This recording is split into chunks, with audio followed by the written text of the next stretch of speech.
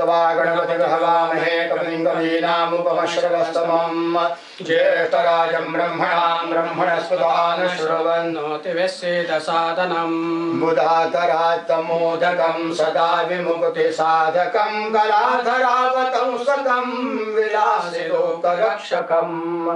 अनायकैकनायकं विनाशिदेवदैत्यकं नताशुभाशुनाशकं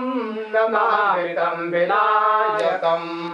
न ते दरातिभीकरं न वोर्धितार्कभास्वरं नमः सुरारिनिर्जनं नताधिकाबदुद्धरं सुरेश्वरं निधीश्वरं गजेश्वरं गणेश्वरं महेश्वरं तमाश्रये परात्परं निरन्तरम् समस्तलोकशङ्करं निरस्तदैत्यकुञ्जरं दरेदरोदरं वरं वरेव वक्त्रमक्षरं कृपाकरं क्षमाकरं मुदाकरं यशस्करं मनस्करं नमस्करोमि भास्वरम् अकिञ्चनार्तिमार्जनं चिरन्तनोक्तिभाजनं पुरारिपुरवनन्दनं सुरारिगर्वचर्वणं प्रपञ्चनाशभीषणं धनञ्जयादिभूषणं कपोलदानवारणं भजे पुराणवारणम् नितान्तकान्तदन्तकान्तमन्तकान्तकात्मजम् अचिन्तरूपमन्तहीनमन्तराय कृन्तनम् रुदन्तरे निरन्तरं वसन्तमेव योगिनाम् तमेकदन्तमेव तं विचिन्तयामि सन्ततम्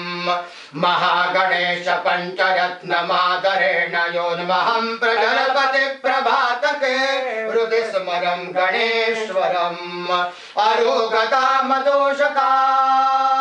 सुसाहितीं सुपुत्रतां समाहितायुरष्टभूतिमभ्युपैति सोऽचिरात्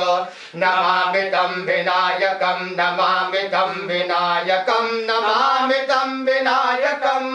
नमामि तं विनायकं शिवतनयवरिष्ठं सर्वकल्याणमूर्तिं परशुकमलहस्तं शोभितं मोदकेन अरुणकुसुममालं राललम्बोदरश्च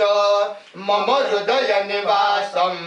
श्रीगणेशं नमामि। मंगलमूर्ति मोरया।